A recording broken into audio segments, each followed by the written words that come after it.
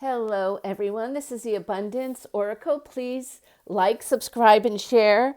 Today, we're going to talk about giving up or choosing not to do something. There is a huge difference, and it's also your experience of what's going on. So, I'm going to discuss with you the project. Maybe 2 months ago, I started to talk to you about buying another place to add to my portfolio.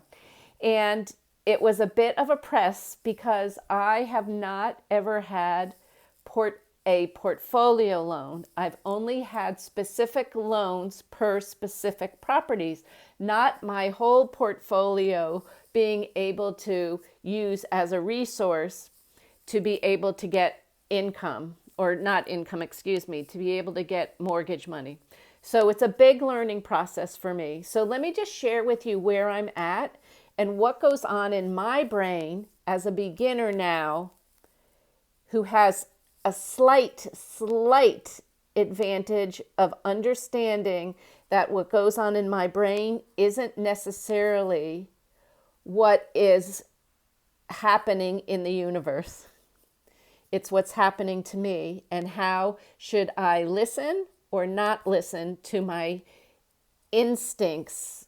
Because sometimes the instincts are good and sometimes the instincts are bad. Okay, here I am. So it comes down to the night before when I need to make a final decision. So here we are together, you and me. Hold my hand, please. Hold my hand. That's what goes on in my brain. I wish someone else could come in and hear the information and tell me, oh, this is exactly what you should do. Let me tell you this, this, and this. Oh, it's so easy. Don't even think about twice. Do this. But it's not like that, because I'm at the top of the heap now of my friends. And everybody comes to me to be told what to do. So I have to learn to plod forward, whatever you call it, move forward on my own resources for this deal. Okay. So what it's come down to is I can get the loan. However, I have to put down more money than I would prefer to put down. It is a manageable payment for me. However, it doesn't leave much extra wiggle room for any emergency crisis going on.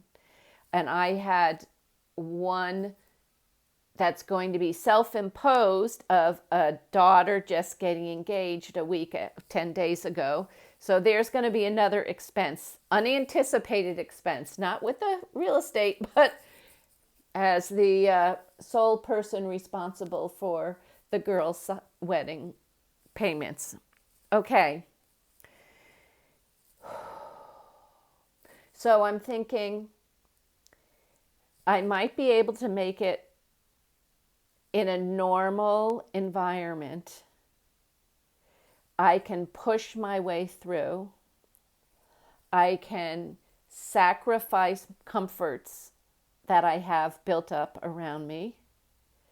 I might need help of people to assist me a little bit. I'm not used to asking for help. I'm used to giving help.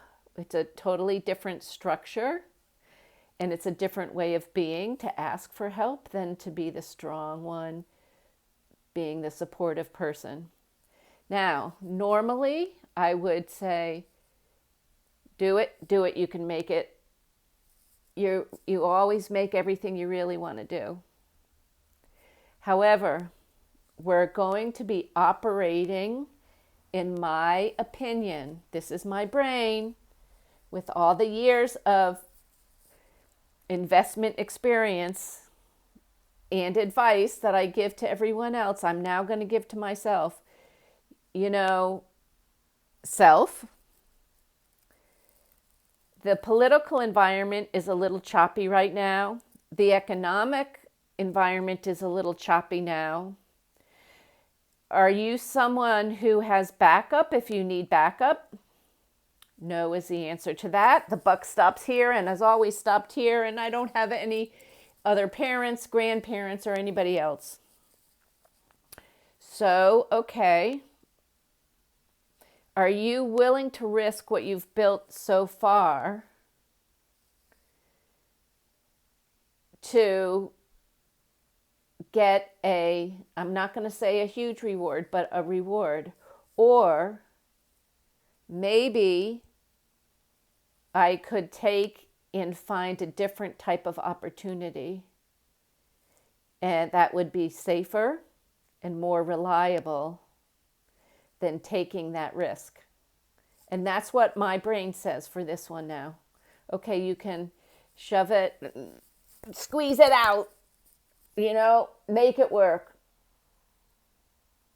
But there is a percentage question mark there that isn't normally there. I can't say to you, let's say I need $10,000 a month, a round number, for a mortgage payment.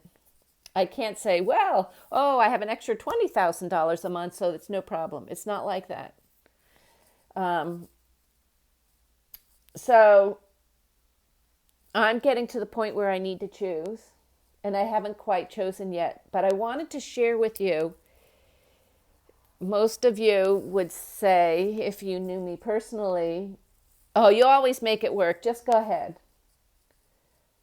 I'm not so sure now, because I haven't ever been, we're currently in a recession. If the definition of a recession wasn't changed, it would be announced. We've been in recession for well over a year. What I'm worried about is something worse showing up. And I've never been in a Great Recession or depression. My grandmother has been. So the crazy Nana. So I know it's possible that people can get themselves in a jam and we have a great recession or a depression happen in our country. And it's not like it hasn't happened before. Not in my lifetime, but hey, crazy Nana was alive relatively recently, and she went through it. So maybe the people in my generation have forgotten the lessons that my grandmother has taught us. And so maybe we're going to go down the same path that they went down to. Potential war and economic depression. And we're putting a lot of faith in people that we were told to trust, not that we have personal experience in trusting. So I'm going to think about that tonight, and I'll let you know my decision in the morning. It could go either way. We'll see how it goes. And I have a choice on, do I go reach for my goal now or try and find a new target? Not change my goal, change the target of what I'm working on. And it's going to be a press already. The amount is just crazy what I'm trying to do. Okay, I love you all. I hope my little conversation has you understand. And by the way, we have a friend, if you go to Between the Fence Posts, who's contemplating switching up his business to be a little bit more at his own hands instead of leaving it in someone else's hands.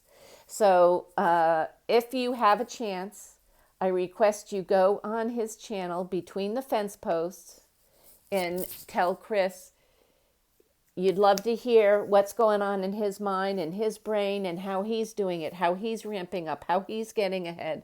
And he's a third generation or fourth generation farmer.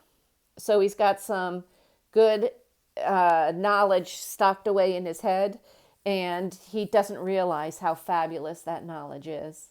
So it's all the same thing. I've, third generation One, two, three. Yeah, I'm third generation. My kids are fourth generation with real estate.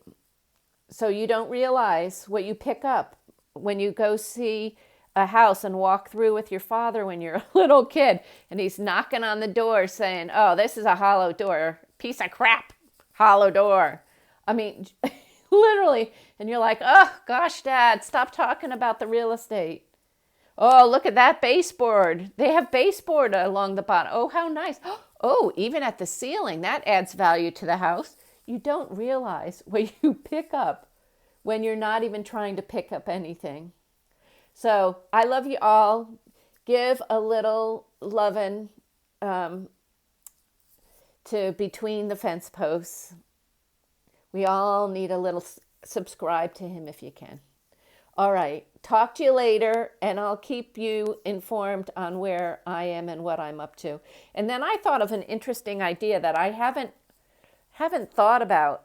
I said, this is sort of a unique twist. What if you buy the real estate and pre-sell vacations for a week or 2 weeks in advance, and people have to pay in advance for a greatly discounted price for the rental?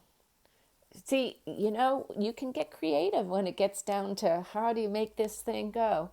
So, okay, again, love you all. Hope to see you soon and talk to you later.